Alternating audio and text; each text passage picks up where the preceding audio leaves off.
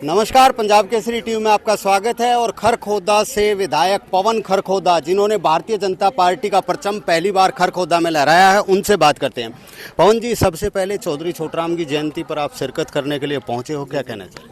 देखिए, आज मैं हमारे यहाँ जितने भी हमारे ये इस संस्था के सदस्य हैं, चौधरी छोटूराम जी की संस्था के जो सदस्य हैं, उनको मैं सबसे पहले उनको बधाई देता हूँ कि उन्होंने कितना भव्य और अच्छा आयोजन किया है। क्योंकि अपने पूर्वजों के संस्कारों को आगे बढ़ाना, उनके उस समय के उनके जीवन को दर्शाना, जिस तरीके से उन्होंने उस समय पे अभाव में भी प्रभाव का जीवन जिया और युवाओं के लिए आज प्रेरणा स्रोत वो बन चुके हैं। और पूरे ये सर छोटूराम जी एक कौम के नहीं थे, ये 36 बिरादरी के लोगों के एक यूथ आइकन है उस समय के। और उन्होंने वो करके दिखाया है कि शायद ही किसी ने कल्पना नहीं की हो।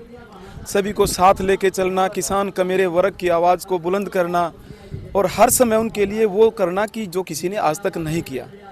पवन जी, आपको जिम्मेदारी दी है खरखोदा विधानसभा की, पहली बार वहां पर भारतीय जनता पार्टी का कमल खिला है। क्या एजेंडे हैं, क्या खरखोदा के लिए आपकी सोच है? देखिए, आज के दिन सबसे मुख्य मुद्दा बेरोजगारी का है और हमने तो दुनिया का सबसे बड़ा प्लांट मारुति का खरखोदा में लेके आए हैं और लाखों लोगों को रोजगार खरखोदा की धरती से मिलने जा रहा है। और जहाँ तक बात खरखोदे हल्के के विकास कार्यों की है, चाहे आज के दिन लोगों को छोटी छोटी चीज़ों की दिक्कत रहती है, गली की, नाली की, चौपाल की, और मेरे ख्याल से 100-150 करोड़ के वहाँ प्रोजेक्ट खरखोदा के चले हुए हैं। उसकी एक रिव्यू बैठक भी हमने कल डीसी साहब और हमने और हमारे सारे प्रशासन के अधिकारी भी उसमें शामिल थे।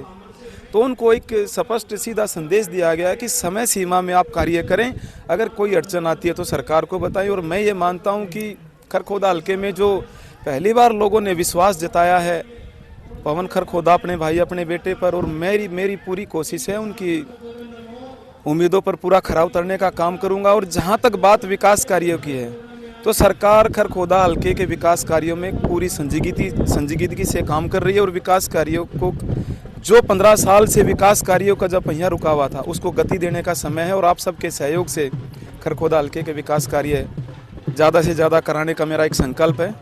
कांग्रेस सत्ता के दौरान आपको नहीं लगा कि कांग्रेस के वहां से विधायक थे और फिर भी काम नहीं हो पाए? देखिए देखिए, कोई भी चाहे विधायक है, चाहे वो सत्ता पक्ष का है चाहे विपक्ष का है, विधायक का अपना एक अधिकारक क्षेत्र होता है, उसको ग्रांट मिलती है हर साल। और मैं ये कह सकता हूँ कि 15 साल उस व्यक्ति ने एक भी पैसा खरखोदा हल्के में लगाने का काम नहीं किया, इसलिए लोगों ने अपनी वोट की चोट से उसको जवाब देने का काम किया है। पवन जी, चलते चलते बात कर लेते हैं। कांग्रेस पार्टी तो ये कह रही है कि आप लोगों ने ईवीएम का इस्तेमाल करके सारा खेल किया। देखिए, उनके एक सबसे बड़े नेता है राहुल गांधी जी, और वो स्क्रिप्ट लिखते हैं कि भाई आप लोगों ने ऐसे बोलना है। क्या 37 सीटों पे कांग्रेस जीती है, वहाँ ईवीएम ठीक थी? हमारे माननीय पूर्व मंत्री विधायक जी मनीष ग्रोवर जी, वो केवल मात्र 1200-1100 वोटों से हारे हैं। 3 बार उसकी काउंटिंग हुई है। अगर ईवीएम में कोई छेड़छाड़ होती, कोई गड़बड़ होती, तो वहां से भारतीय जनता पार्टी जीतती कि नहीं जीतती?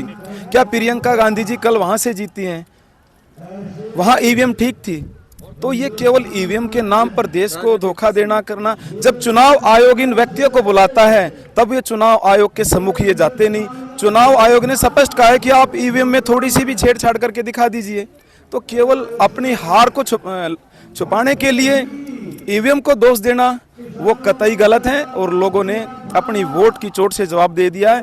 और मैं तो एक ये चीज़ कह सकता हूं कि 2047 तक विकसित भारत का संकल्प जब तक पूरा नहीं होगा, हरियाणा और केंद्र से भारतीय जनता पार्टी कहीं भी नहीं जाने वाली।